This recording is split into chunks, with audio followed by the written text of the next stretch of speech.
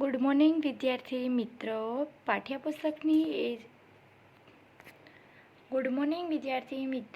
પાઠ્યપુસ્તકની અંદર page number 52 ઉપર પાઠ આપણે 8મો રાજા કા હિસ્સા આપણે સમજી ગયા હતા. તો આપણે શું સમજ્યા આની અંદર?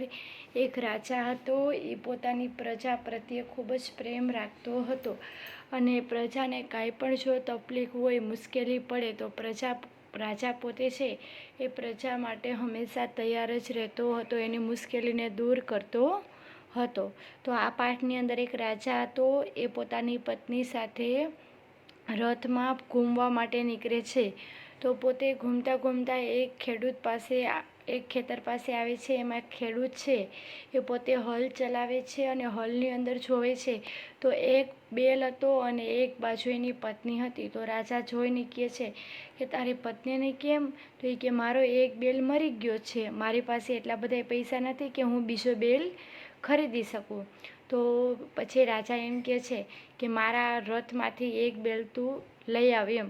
તો કિસાન કહે છે ના, મારી પાસે એટલો બધો ટાઈમ નથી. તો રાજા પોતે કહે છે કે તારી પત્નીને કે લઈ આવે, ત્યાં લગી તારી પત્નીની જગ્યાએ હું હલ ચલાવું છું. તો આવી રીતના બધું થાય છે. ત્યાંથી પછી રાજાની પત્ની છે એ એક બેલની જગ્યાએ એને 2 બેલ આપી દે છે. ત્યાર પછી જેટલા હિસ્સાની અંદર જે રાજા પોતે હલ ચલાવે છે ને, એટલા હિસ્સામાં મોતી ઉગે છે અને બીજા હિસ્સામાં સરસ મજાના ઘઉં ઉગે છે.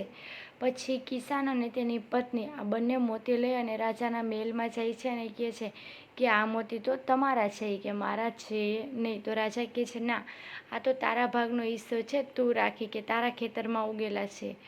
તો કિસાન કહે છે ના, કે આ જે ગરીબો હોય તેને આપજો, અમારે જોતા નથી. આ પાઠ ખૂબ જ સરસ મજાનો છે. ચાલો ત્યાર પછી પેજ નંબર 55 ઉપર આપણે પ્રશ્ન 3 જોઈએ. ચાલો આની આપણે સૂચના વાંચીએ. પ્રશ્નો કે ઉત્તર દીજીએ. આપણને અહીંયા 7 પ્રશ્નો આપેલા છે, આપણે આના ઉત્તર આપવાના છે. ઉત્તર એટલે કે જવાબ. પહેલું, किसान खेती के लिए किन किन साधनों का उपयोग करते हैं, चर्चा कीजिए. કિસાન એટલે કે ખેડૂત છે, બરાબર.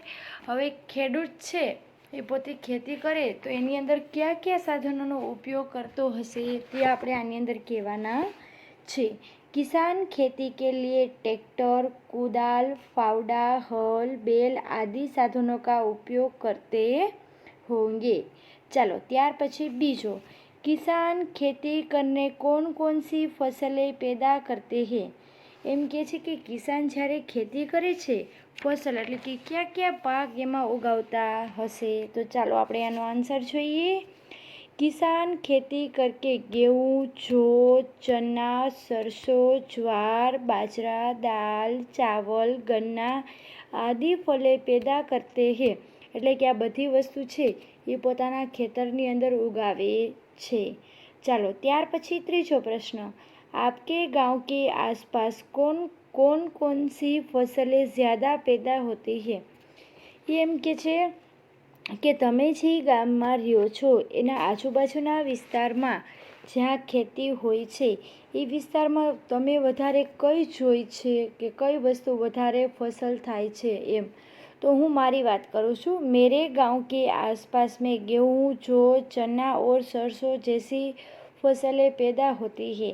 અમારા ગામની આજુબાજુમાં ઘઉં છે, જौ છે, ચના છે, આ બધી વસ્તુઓ છે અમે જોઈ છે. આનો પાક સારો વધારે ઉગે છે. તમે તમારા ગામની અંદર તમે જ્યાં જોયું હોય એનું લખવાનું છે. કિસાન હમે કિસ પ્રકાર ઉપયોગી હે. કિસાન એટલે કે ખેડૂત છે એ આપણને કેવી રીતે ઉપયોગી છે. किसान खेती करके हमारे लिए तरह तरह के अनाज और सब्जियां पैदा करता है. એમ કહે છે કે કિસાન છે એ આપણા માટે અલગ અલગ પ્રકારના અનાજ અને શાકભાજી ઉગાડે છે. किसान जो अनाज और सब्जियां उगाता है उन्हें से हमारे देश से सभी लोगों को खाने को मिलता है. જો કિસાન ન હોત તો આપણને ખાવાનું મળત નહીં. શું કામ કે કિસાન એ એક છે અનાજ અને બધા શાકભાજી ઉગાડે છે, એ દેશમાં વેચાય છે, ત્યાર પછી આપણને અનાજ ઘરમાં મળે છે. इस तरह किसान हमारे देश के अन्नदाता है. આપણે એક વાક્ય પણ કહેવા છે કે કિસાન છે એ અમારા દેશના અન્નના દાતા છે. શું કામ? ભલે પૈસા લે છે પોતાની મહેનતના, પણ જો કિસાન આવી મહેનત ન કરે તો બીજું કોઈ ન કરે. કિસાન છે એ આપણા અન્નના દાતા છે. ચાલો ત્યાર પછીનો પ્રશ્ન આપણે 5મો જોઈએ. क्या आप किसान बनना चाहते हैं? यदि हाँ तो क्यों, नहीं तो क्यों? હવે એમ કહે છે કે તમે કિસાન બનવા માંગો છો કે નહીં? જો બનવા માંગતા હોય તો હા, તો શું કામ? ના તો શું કામ? ચાલો તો હું એમ કહું છું કે હા, મારે કિસાન બનવું છે. કિસાન બનને સે અનેક લાભ હે. કિસાન બનવાથી ઘણા બધા લાભ છે. ગાંવ કી શુદ્ધ હવા મિલતી હે. ગામની અંદર જે શુદ્ધ હવા હોય, આપણે શહેરની અંદર રહી છીએ તો હવા છે એ અશુદ્ધ હવા આવતી હોય છે, પણ ગામડાની અંદર હવા છે હજી પણ શુદ્ધ છે. હવે શહેરની અંદર શું કામ અશુદ્ધ હવા આવતી હોય? તમને ખબર છે કે આ બધા કારખાનાઓને ચાલતા હોય એના જે બધા ધુમાડાને નીકળતા હોય એ હવામાં જાય એટલે કે અશુદ્ધ હવા થઈ જાય છે, પણ ગામડાની અંદર હવા હજી શુદ્ધ જ હોય છે. પીને કે લીએ કુએં કા શીતલ જલ મિલતા હે. એમ કહે છે કે પીવા માટે કુએ એટલે કે કૂવાનું સરસ મજાનું પાણી મળે છે. અનાજ બાજરા સે ખરીદના નહીં પડતા હે. એ કે અનાજ છે એ આપણે બજારમાંથી ખરીદવો પડતો નથી. ગાય કા શુદ્ધ દૂધ પીને કો મિલતા હે. ગાયનું આપણને શુદ્ધ દૂધ પીવા મળે છે. अब तो गाँव में विद्यालय और दवाखाने भी खुल गए हैं. હવે તો ગામડામાં પણ દવાખાનું અને સ્કૂલો પણ ખુલી ગઈ છે. આજ ગાँव में पहले जैसी असुविधा नहीं रही. પહેલાં ગામડાની અંદર હજી નહોતું કે આ અમુક વસ્તુઓ નહોતી, પણ હવે આજના જમાનાની અંદર તો ગામની અંદર પણ બધી વસ્તુ પૂરતી થઈ ગઈ છે. કિસાન રાષ્ટ્ર કા સેવક હે. એમ કહે છે કે કિસાન છે ને એ આપણા રાષ્ટ્રીયનો સેવક છે. इन्हीं कारणों से मैं किसान बनना पसंद करूँगा. આ જ કારણે મારે કિસાન બનવું છે. હવે તમારે નથી બનવું કિસાન તો શું કામ નથી બનવું એ તમારે કહેવાનું છે. ચાલો ત્યાર પછીનો પ્રશ્ન આપણે જોઈએ. આપ બેલગાડી મેં બેઠકર ઘૂમના ચાહતે હૈ યા મોટર ગાડી મેં ક્યું? હવે એમ કહે છે કે તમારે બેલગાડીમાં બેસવું છે કે મોટર ગાડીમાં બેસવું છે? હવે મોટર ગાડીમાં તો બધાય બેઠા હોય છે, બરાબર, અત્યારના જમાનાની અંદર વાત કરીએ તો, પણ આપણે તો બેલગાડીમાં બેસવાનું પસંદ કરીશ. હું બેલગાડીમાં બેસવાનું પસંદ કરું છું, એટલે હું કહું છું મેં બેલગાડી મેં બેઠકર ઘૂમના પસંદ કरूँगी. બેલગાડી મેં ઘૂમને કે કઈ લાભ હે. બેલગાડીની અંદર બેસવાથી ઘણા બધા લાભ છે. બેલગાડી કા સફર મોટર કાર સે સફર સે સસ્તા હે. પહેલી વાત તો એ કે બેલગાડીમાં આપણે બેસીએ તો મોટર કારથી બેલગાડી સસ્તી હોય છે. આજકલ મોટર ગાડીઓ કી દુર્ઘટના ભી बढ़ ગઈ હે. એમ કહે છે કે અત્યારે કારના ખૂબ જ એક્સિડન્ટ થતા હોય છે. બેલગાડી મેં ઘૂમના સુરક્ષિત હે. બેલગાડીની અંદર આપણે બેઠા હોઈએ તો એ સુરક્ષિત છે. બેલગાડી સે પ્રદૂષણ નહીં ફેલતા હે. આપણે બેલગાડીની અંદર બેઠા હોઈએ એટલે કે બળદગાડાની અંદર આપણે બેઠા હોઈએ તો એમાં ધુવાણો હોતો નથી. इन्हीं कारणों से मुझे बैलगाड़ी में घूमना अच्छा लगता है. ચાલો ત્યાર પછીનો પશુ હમારે મિત્ર હે ઇસ વિષય પર ચર્ચા કીજીએ. પશુ આપણા શું છે? મિત્ર છે. તો એના વિશે થોડાક આપણે ચર્ચા કરીએ. ચાલો. पशु हमारे जीवन में कई तरह से उपयोगी है, बराबर. पशु का दूध मनुष्य के स्वास्थ्य के लिए बहुत ही अच्छा है. खेत पैदाश में भी पशुओं का गोबर बहुत ही उपयोगी है. खेत में पशुओं के गोबर का उपयोग करके फसल अच्छी होती है. इस प्रकार किसान समृद्ध बनाता है. पशु हमारे मित्र है. ચાલો આ સાથે સાત પ્રશ્ન સમજાઈ ગયા ને. ચાલો આપણે હવે આગળ જોઈએ. ત્યાર પછી પેજ નંબર 56 ઉપર આપણે સ્વાધ્યાય જોઈએ. સ્વાધ્યાયની અંદર પ્રશ્ન પહેલો. આ 5 પ્રશ્ન સાથે સાત પ્રશ્ન છે ને એ હોમવર્કમાં તમારે એકવાર લખી અને સારા અક્ષરે લખવાના છે ને યાદ પણ રાખવાનું છે. આપણે જે પાઠ સમજ્યા નહોતા કે રાજા કા હિસ્સા, એની અંદર જ બધું આવેલું છે. જો આપણે પેલું જોઈએ, રાજા ભોજને ભ્રમણ કરતે હુએ ક્યાં દેખા, બરાબર. સાવ ઇઝી જ છે. આ સાથે સાત પ્રશ્ન તમારે લખવાના છે.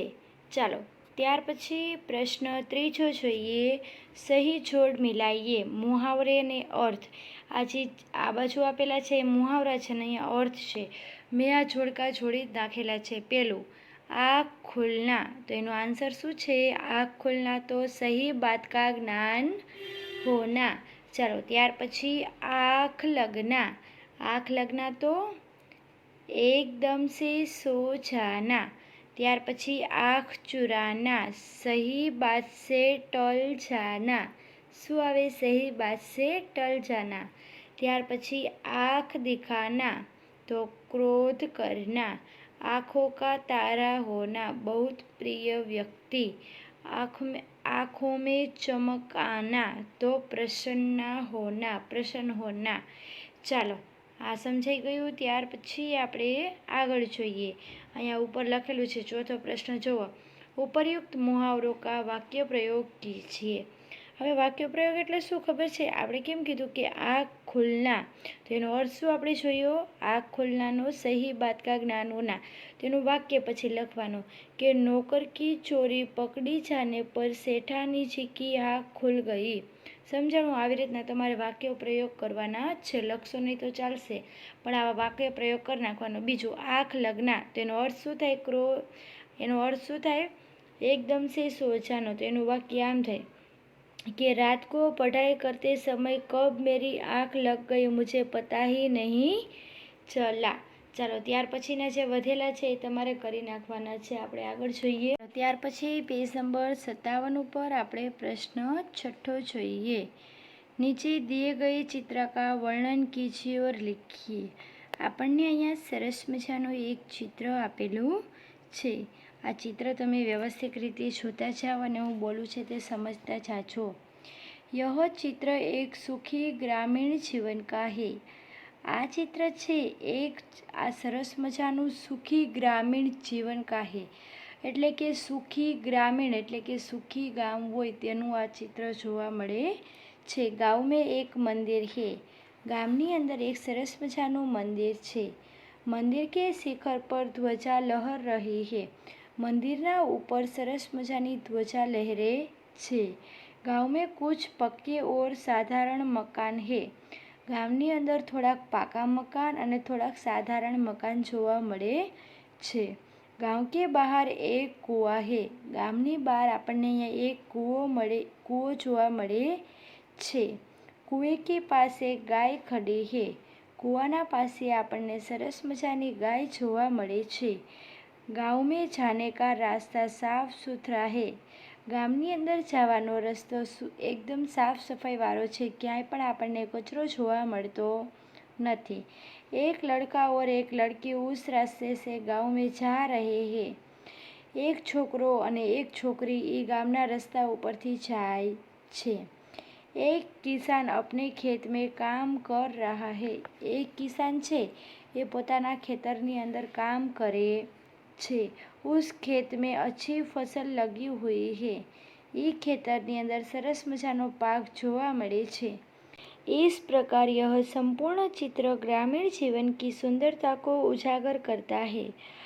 આ ચિત્ર છે એ સંપૂર્ણ રીતે ગ્રામીણ જીવનનું સરસ મજાનું આમ મજા આવે એવું ચિત્ર આપણને જોવા મળે છે.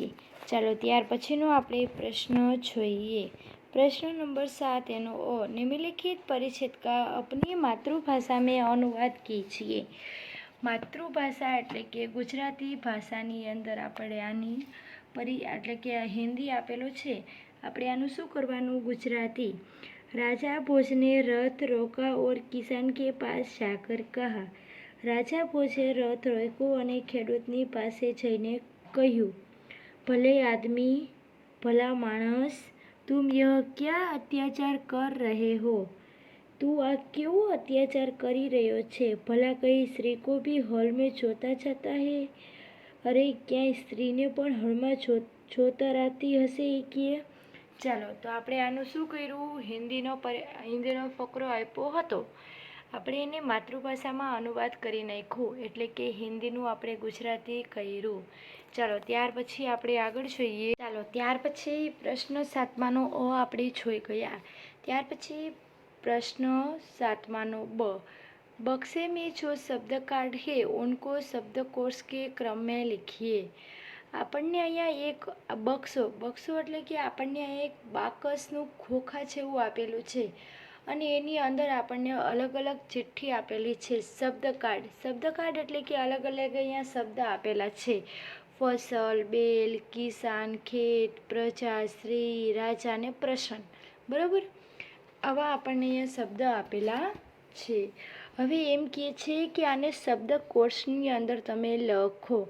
બરાબર, એટલે કે પહેલાં સ્વર આવતા હોય તો સ્વર, ત્યાર પછી તમારે ક, ખ, ગ, ઘ, ચ એવી રીતના તમારે શબ્દકોશની અંદર લખવાના છે. તો ચાલો આપણે લખીએ. તો આપણે આનો આન્સર જોઈએ. પહેલું કિસાન, બીજું ખેત, ત્યાર પછી પ્રજા, પ્રસન્ન, ફસલ, બેલ, રાજા, સ્ત્રી. ચાલો, તો આ સાથે આપણે અહીંયા 8મો પાઠ પૂરો કરીએ છીએ, રાજા કા હિસ્સા. અને પાઠ 8મો પણ પૂરો થાય છે. અને હિન્દીની અંદર ધોરણ 6માં પ્રથમ સત્ર આપણે અહીંયા સંપૂર્ણપણે સમજી ગયા છીએ. અને તમારો કોર્સ અહીંયા પૂરો થાય છે. હવે જ્યારે આપણે મળશું ત્યારે હવે આપણે એનું રિવિઝન લેખાની અંદર જોઈશું. ચાલો, થેન્ક યુ.